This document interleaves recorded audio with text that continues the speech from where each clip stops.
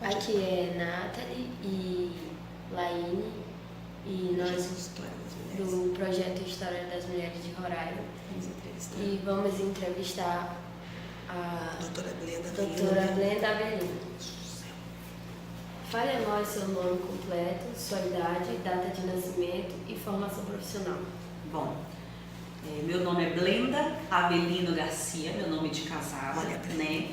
Mas eu sou de uma família bastante tradicional de Boa Vista, Roraima, né? Da família Tomé. Então, antes de me casar, eu chamava Blenda Tomé Avelino, agora Blenda Avelino Garcia. Eu tenho 43 anos, nasci em 13 de junho de 1974 e sou médica pediatra, né? Fiz faculdade de medicina e após cursei a residência médica, que nós chamamos em pediatria, e tenho o título de especialidade em pediatria. Qual foi o ano que você se formou?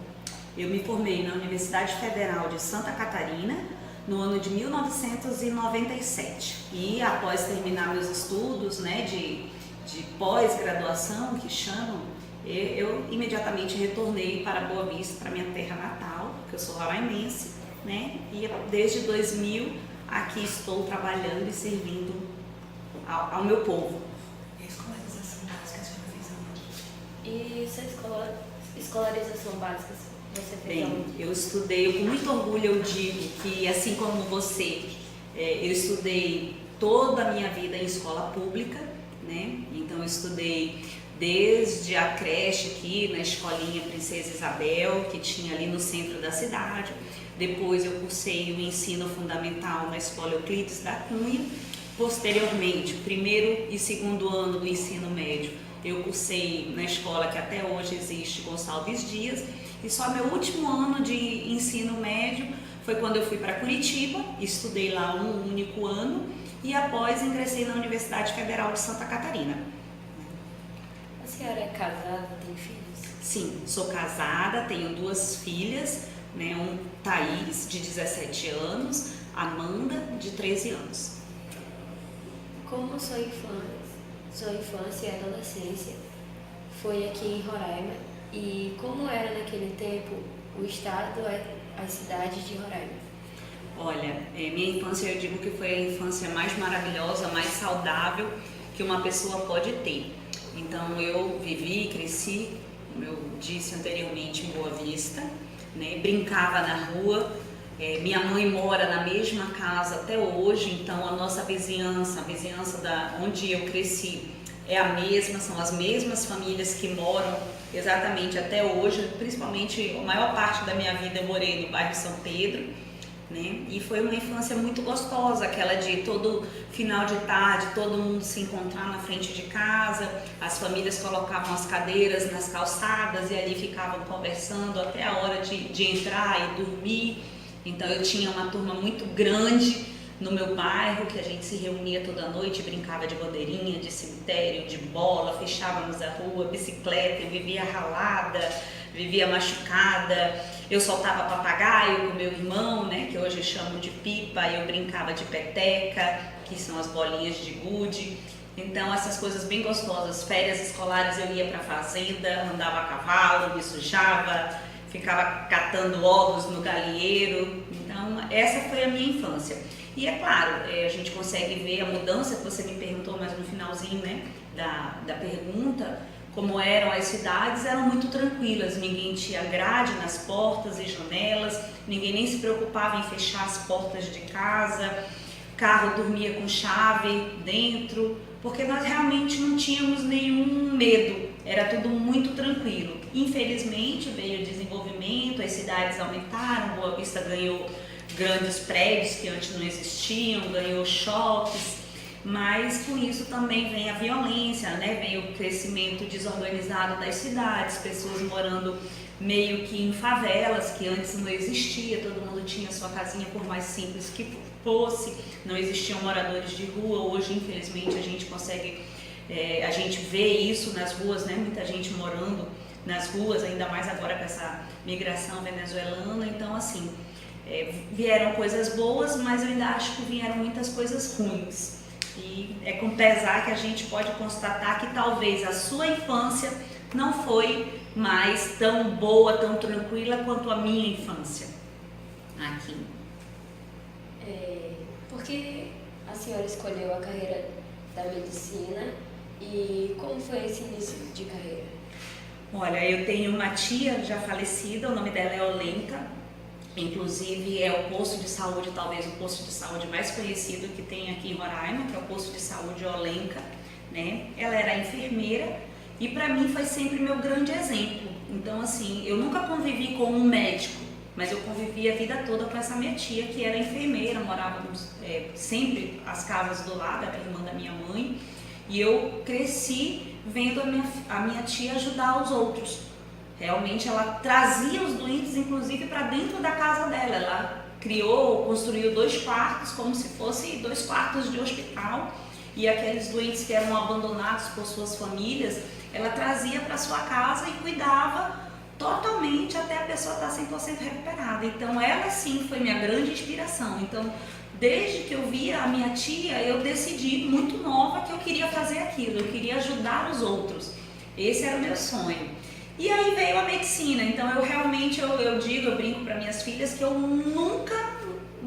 não sei dizer exatamente a idade, mas eu nunca pensei em ser outra coisa. Eu não tive essa fase de um dia eu quero ser cabeleireira, um dia eu quero ser modelo, um dia eu quero ser atriz, Não, eu sempre quis ser médica.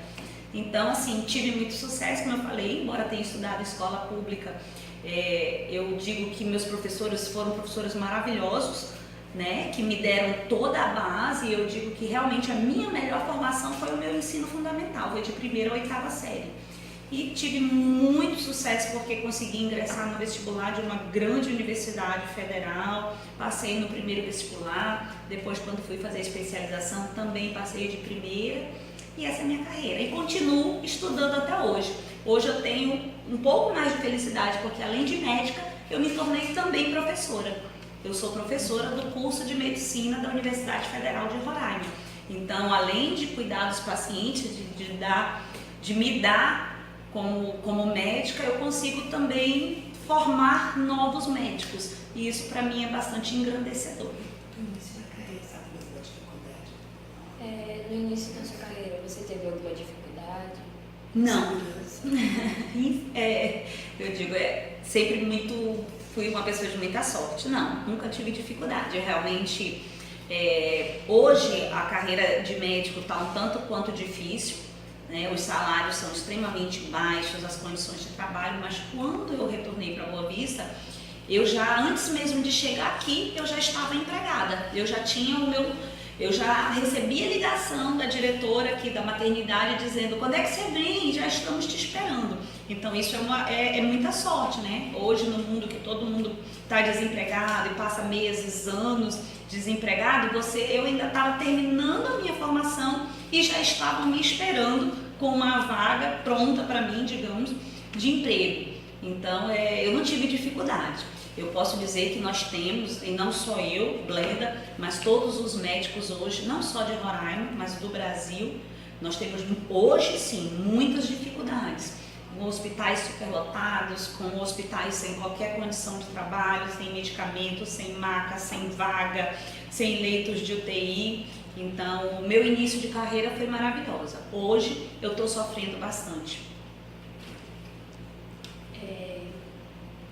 A sua especialização, por que a pediatria? Eu adoro criança, adoro.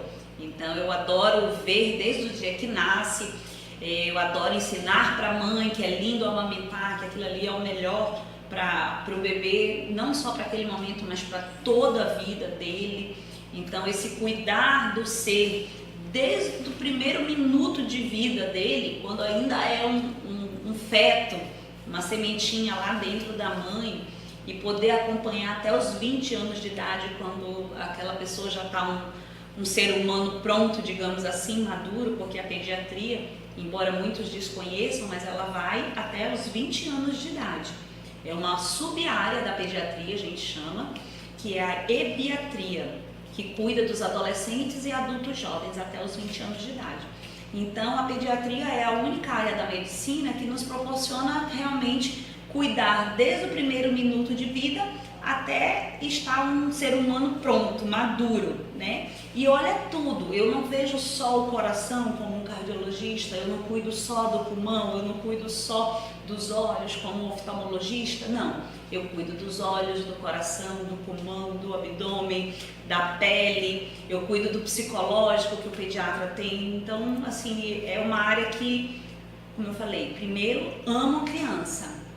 E a criança é a base de tudo, né? A base é o futuro do mundo. Então, eu poder contribuir, nem que seja um pouquinho só, para fazer um ser humano melhor no futuro, um adulto bom, uma pessoa boa, um bom cidadão, para mim é o que mais me engrandece enquanto médica. Por isso, eu escolhi a pediatria. A senhora teve filho pequeno e, ao mesmo tempo, o exercício da profissão. Como foi conciliar a sua vida de mãe com a de médica, e que é uma vida corrida? É extremamente difícil. Talvez essa sim tenha sido o meu grande desafio em toda a minha vida profissional. Como pediatra que eu sou, né? Eu falei anteriormente, eu sou a maior defensora da amamentação. Quando eu tive minha primeira filha, eu não tinha direito à licença maternidade, a ficar 4 meses, ou hoje até é maior esse tempo de 6 meses, eu não tinha esse tempo. A minha forma de contrato de trabalho não me disponibilizava esse tempo. E eu falei, eu fico sem ganhar, eu fico sem receber, mas eu vou amamentar minha filha, amamentar exclusivamente no seio até 6 meses. E assim eu fiz. Então eu vivia numa verdadeira maratona, numa corrida de carro. Eu trabalhava no Hospital da Criança Santo Antônio, corria em casa, amamentava, corria, voltava para o hospital, corria no consultório, atendia, corria em casa, amamentava de novo. E assim foi os 2 anos da minha primeira filha e os 2 anos seguintes da minha segunda filha. A única coisa que eu fiz, que eu tive a oportunidade de fazer, é que a partir do momento que a minha primeira filha nasceu, eu deixei de fazer os plantões noturnos, né? Então eu trabalhava muito à noite, trabalhava muito sábado e domingo, e aí eu optei por não trabalhar mais durante os plantões noturnos. Mas eu trabalhava de 7 da manhã às 7 da noite, às vezes até 10 horas da noite, direto, nesse vai e vem entre consultório, casa, hospital, casa. Então isso realmente é muito difícil. Mas mais uma etapa da minha vida que eu acho que eu consegui ser extremamente vitoriosa. Minhas filhas nunca tomaram leite de lata até 1 ano de idade, minhas filhas nunca usaram chupeta, minhas filhas nunca tomaram mamadeira, e isso é o ideal. Tanto é que eu tenho 2 filhas extremamente saudáveis, elas raramente adoecem, e eu sei que isso foi todo esse doar, esse sacrifício, realmente, que eu deixava de dormir, eu deixava de sair, eu deixei de ter qualquer vaidade, eu só trabalhava e cuidava das minhas filhas. Mas isso realmente me trouxe grande felicidade. A senhora teve ajuda do seu marido ou ajuda de parentes próximos? Bastante, né? Meu marido sempre foi bastante parceiro, embora assim ele não saiba trocar uma fralda até hoje e nunca tenha dado banho, mas assim, eu falava, segura aqui que eu preciso tomar banho, segura aqui pra mim que eu preciso descansar um pouquinho, ele sempre me ajudou. Eu tenho uma família relativamente grande, nós somos 5 irmãos, 4 mulheres e 1 homem, e eu sou a caçula desses 5 irmãos. E as minhas 3 irmãs mulheres, assim, sempre foram muito, muito, muito parceiras, muito amigas. Até hoje, se eu preciso viajar, se eu preciso trabalhar até mais tarde, se eu não consigo pegar minha filha na escola, eu corro, Mana, me ajuda, ligo para uma, ligo para outra, pega a Thaís, deixa a Amanda. Então, assim, eu tive muita ajuda da minha família, graças a Deus, assim, do meu esposo e dos meus irmãos, principalmente, minhas irmãs e irmãos. Né? Nunca deixei minhas filhas com a minha mãe, para minha mãe cuidar, assim como é um costume, né? Mas minha mãe já tinha uma certa idade, assim, e como as minhas irmãs faziam muito bem esse apoio, eu não precisei, não que ela não fosse me ajudar, mas eu falava, não, minha mãe já é um pouquinho idosa, já cuidou de 5, agora está na hora de descansar. Então todo esse apoio familiar foi das minhas irmãs e do meu esposo. A senhora é presidente do Conselho Regional de Medicina. Como é o exercício dessa função e o que a senhora faz?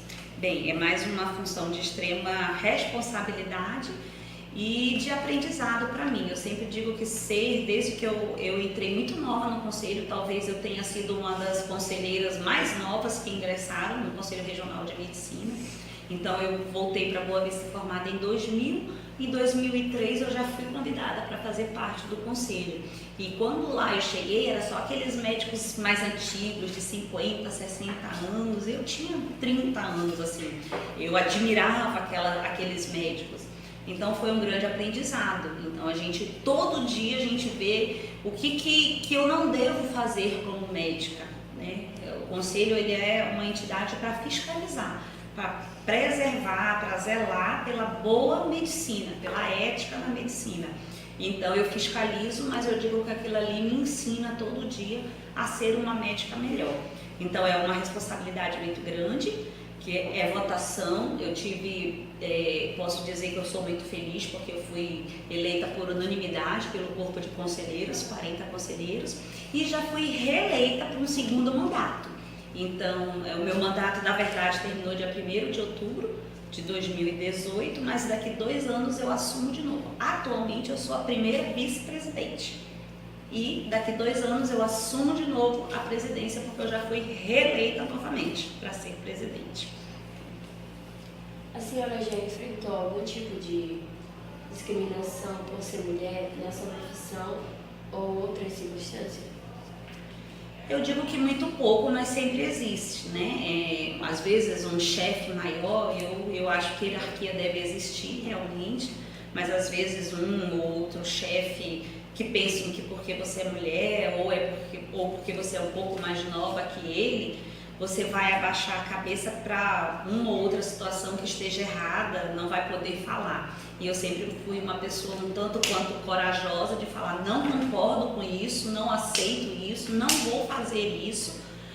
Se for uma coisa que realmente vai contra os meus princípios ou vai contra uma boa ética médica. Então, assim, nesse sentido eu acho que sim, eu já sofri algum preconceito, mas eu consegui superar ele na situação que ele aconteceu. No momento que ele aconteceu, eu consegui olhar bem para a pessoa e falar, não, você está errado, não é porque você é meu chefe ou porque você é homem e eu sou mulher que eu vou obedecer e vou fazer uma coisa errada. Então, isso existe, de achar que a mulher é um pouco menos inteligente que o homem, né? E achar que a mulher não deve estar nos cargos maiores de direção. Mas eu acho que também esses desafios eu consegui superar muito fácil. Tanto é que, como eu disse, eu já fui reeleita para ser presidente novamente. E os meus chefes que gritaram, não que eu revidei com grito, mas eu revidei com palavras expondo a minha opinião e consegui ser respeitada. Quais os pontos positivos e negativos que envolvem o exercício da sua profissão de medicina pediatria? Olha, positivo é sempre, é engrandecedor você ajudar alguém. Ninguém procura um médico quando tá bem, quando tá tudo bem, né? Quando você tá ótima, tá feliz ou não tá doente, você não quer nem ouvir falar de médico ou nem ouvir de hospital. Então, a nossa profissão, ela sempre ela tá lidando 24 horas com a dor, com o sofrimento, com a perda de um ente querido, com a morte. Então, envolve sempre isso, sempre isso. Você ouvir, e para mim não importa dinheiro nenhum, para mim, como eu falei, se todo dia eu for para casa, eu não vou salvar o mundo, eu não vou salvar todas as pessoas, a morte é uma coisa inevitável, né? Todo mundo vai morrer um dia. Mas todo dia eu chegar em casa, falei, hoje eu consegui ajudar só um pouquinho uma pessoa, que seja no mundo inteiro. Então eu já fiz uma boa ação. E isso assim, você pode ter certeza que a gente dorme todo dia sorrindo.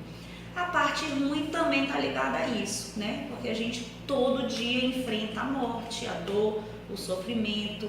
E eu não consigo separar isso da minha vida pessoal. Então toda vez que eu dou um diagnóstico difícil para uma mãe, eu digo seu filho tem um câncer, ou seu filho vai ter que ser internado. E eu estou sofrendo. Vai? Bom, assim, o áudio continua aqui, depois eu tenho que dar uma editada no áudio. A senhora é professora da UFRN. Como a senhora se vê nessa função e profissão de professora? É uma nova, assim, experiência na minha vida, assim, oficialmente, porque a partir que a gente é médico, a gente recebe muitos alunos também dentro dos hospitais para acompanhar nos ambulatórios. Eu estou como professora oficial, efetiva, concursada de 2 anos para cá. Eu geralmente pego alunos que já estão no 4º ano de medicina. Medicina são 6 anos, então eu já pego aqueles alunos que já são mais médicos do que não, né? E é engrandecedor. Toda vez que a gente vai ter que dar uma aula, a gente tem que estudar muito mais. Toda vez que eu preparo uma prova, eu tenho que estudar muito mais. Então isso é sempre muito bom para mim, porque isso me obriga a estar estudando mais ainda, né? Eu não posso ensinar nada errado, eu não posso ensinar nada pela metade, eu sempre tenho que dizer qual é o último tratamento mais moderno, qual é o protocolo mais adotado no mundo inteiro. Então isso é engrandecedor, porque isso também me obriga a estar sempre atualizada, a ser sempre uma melhor médica, e isso nos rejuvenesce. Então eu tenho hoje 43 anos, mas eu estou diariamente com pessoas de 17, 19 anos, 20 anos, então as brincadeiras, as conversas, final dos módulos, na universidade a gente tem módulos, no curso de medicina, a gente sempre, professor, bora fazer um churrasco, bora fazer uma festinha, bora sair para comer uma pizza. Então isso é muito gostoso, você ter 43 anos e estar numa turma com pessoas de 20 anos, né? Isso é sempre muito gostoso, então eu encaro isso com muita felicidade, essa minha nova missão, digamos, na minha vida de ser professora. A senhora tem ou teve uma mulher na qual se espelha ou espelhou para conduzir sua vida? Eu tive grandes mulheres. A primeira eu já citei, que foi minha tia Olenka Tomé.